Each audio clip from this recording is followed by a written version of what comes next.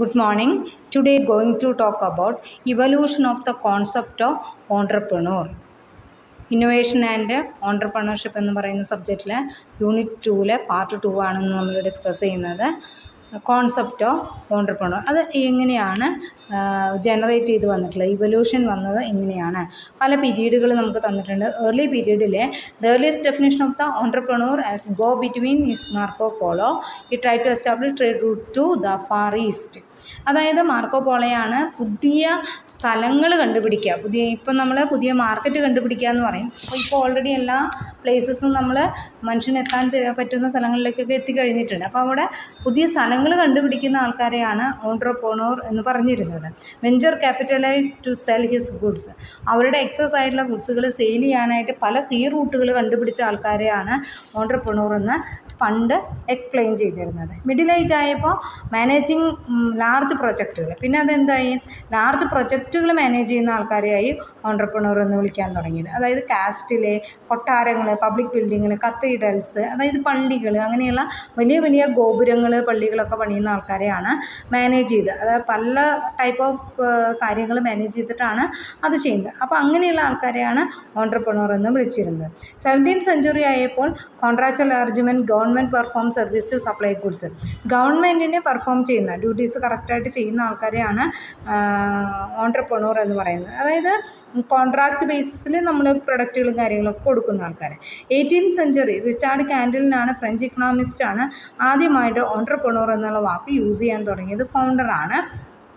Then sell them the uncertain prices in the future.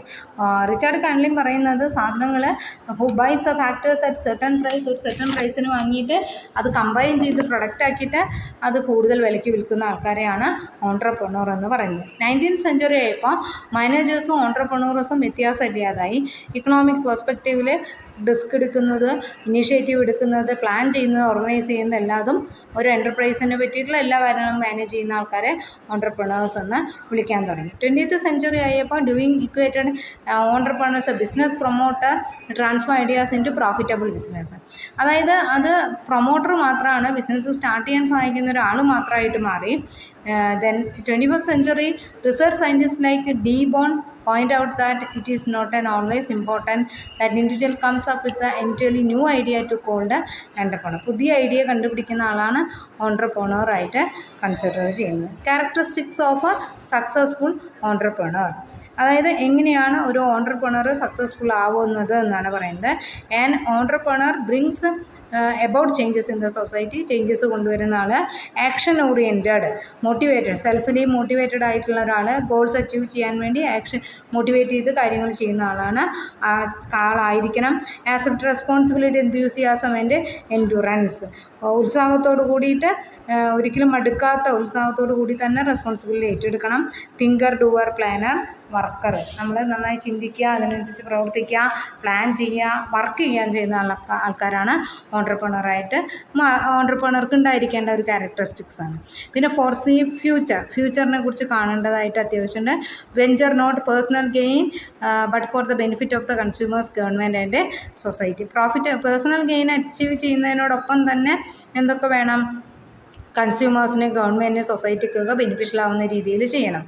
Then new enterprises build ചെയ്യുന്നതാണ്, exploit ചെയ്യുന്ന opportunities exploit ചെയ്യുന്ന ആളാണ്.